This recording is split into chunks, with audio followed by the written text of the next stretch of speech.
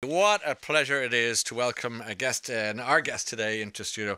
He is a former doctor and author. He sold over 5 million copies of his debut book, This Is Going to Hurt, was the Sunday Times top number one really for a long time, winning record-breaking 4 National Book Awards. His books have been adapted into multi-BAFTA winning comedy drama series for the BBC. His children's books have been translated into nearly 30 languages, sold over 750,000 copies. My God, the statistics are staggering. He's one of the UK's best-selling children's authors.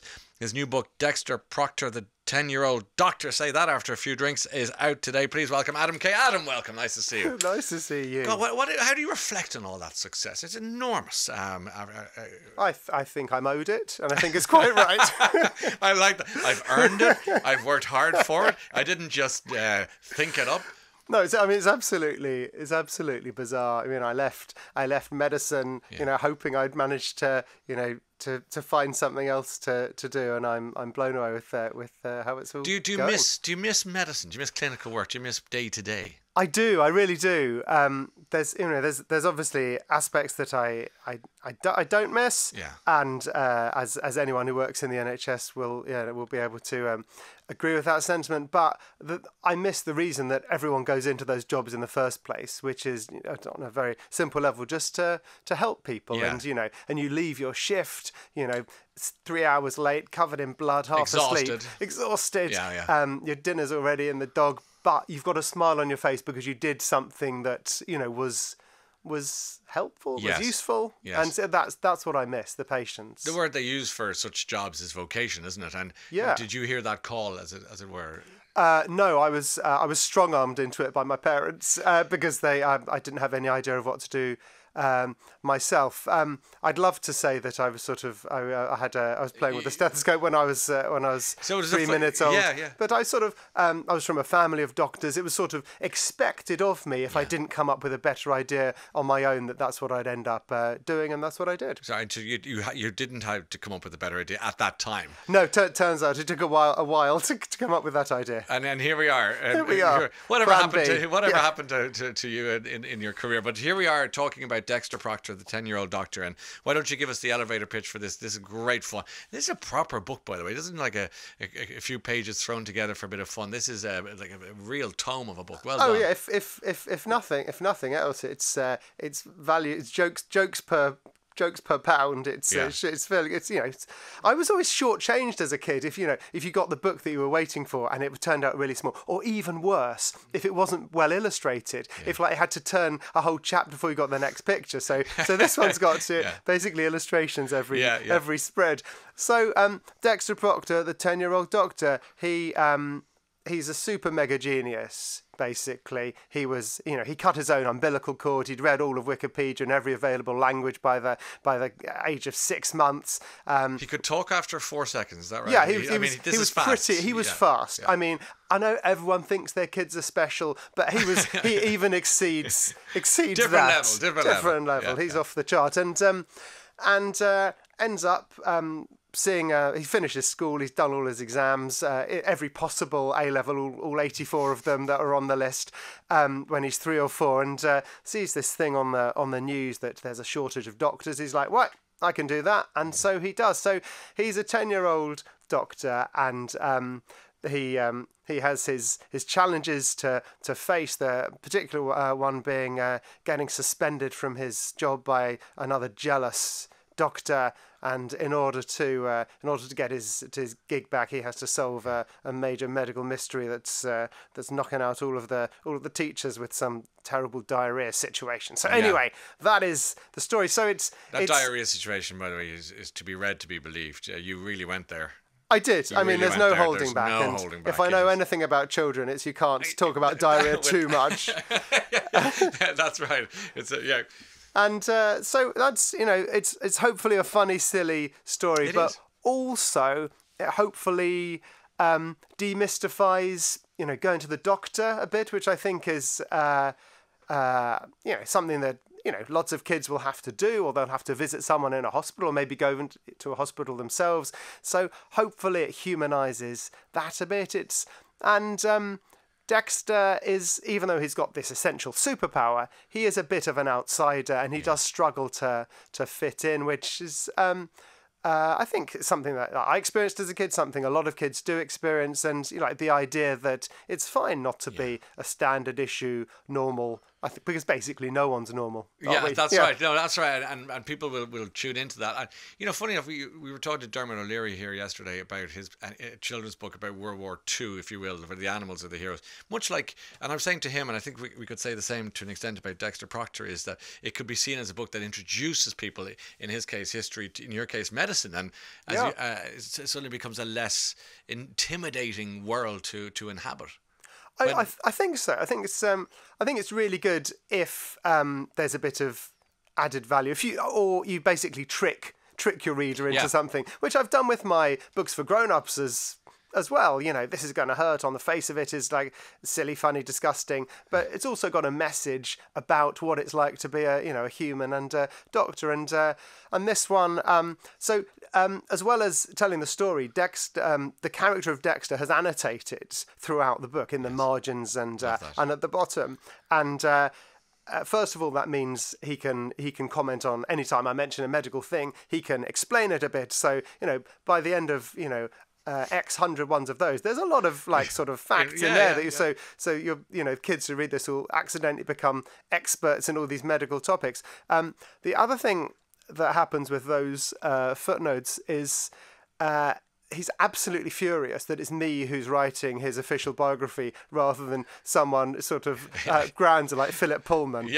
So it was quite fun writing loads of things against slacking yourself. my own writing off. I love that. Okay, it's called Dexter Procter, the 10-year-old doctor. We were just chatting during a song about you're going off to do a schools event to talk to kids with your book, Dexter Procter under your arm, and we were just talking about how important it is for kids to be reading. I was saying that your book would be great to get it into to kids who maybe don't read or don't want to read, but they see this, as you say, with the illustrations and everything. They'll be excited by it, and it's critical to get kids reading early. This absolutely critical, and finding the way in.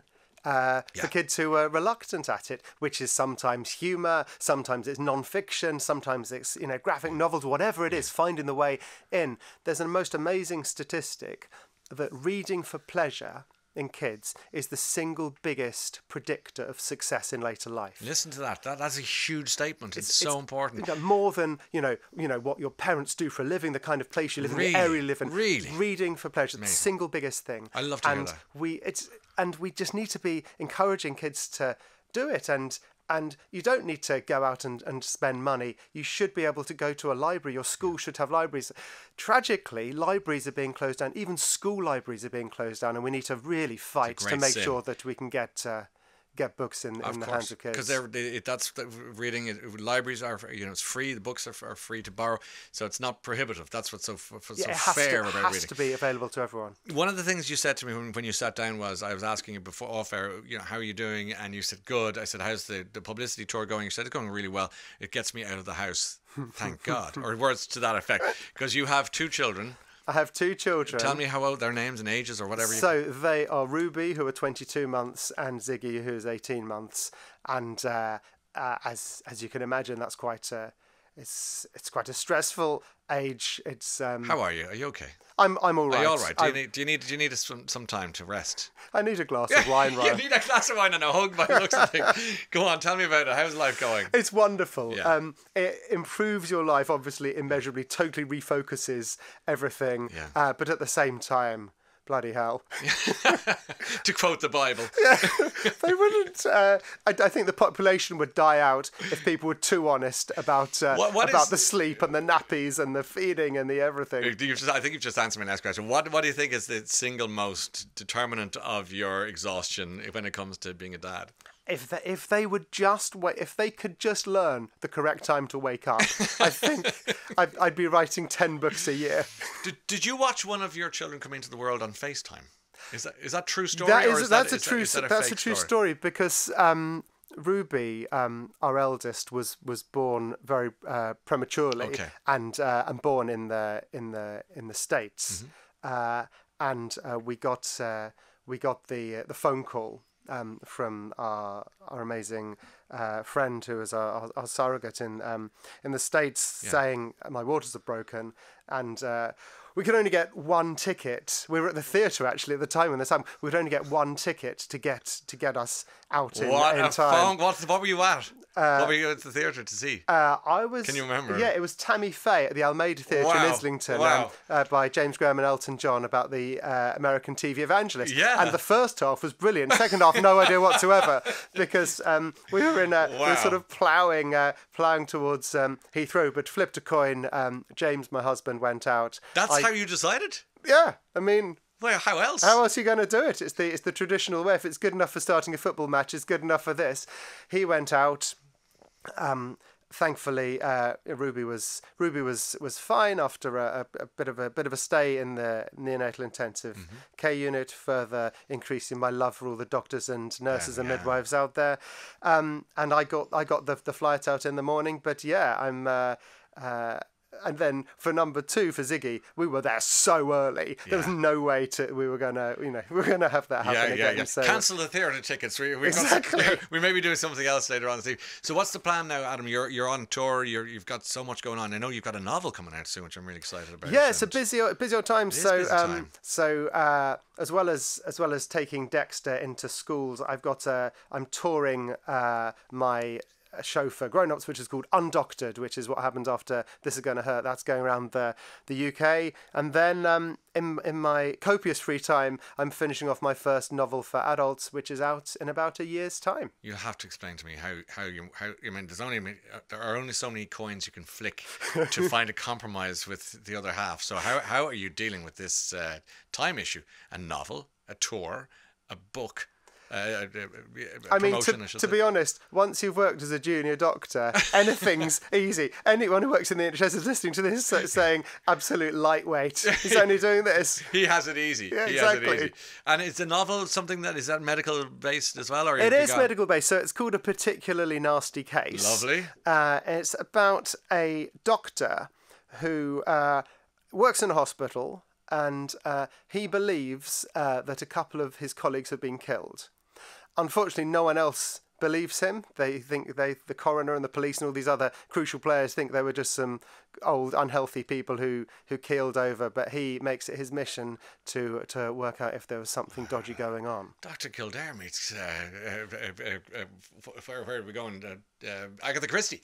Yeah, this exactly. is great. Okay. And that's next year. So that's for next year. Okay. Assuming I finish it by then. In good time. Will you do us a favour, come back and talk to us about that? Because I'd absolutely I'm really love excited to. to Yeah, see for to sure. hear about that. Congratulations, Dexter Procter, the 10-year-old doctor, is Adam Kay's latest book. He's gone off to evangelise about reading to the future children of the future now, today and around the country. Then you'll be doing the tour and everything. You're a very, very busy man. Good luck with it all, and thanks for coming to see us. Thank you. Virgin Radio.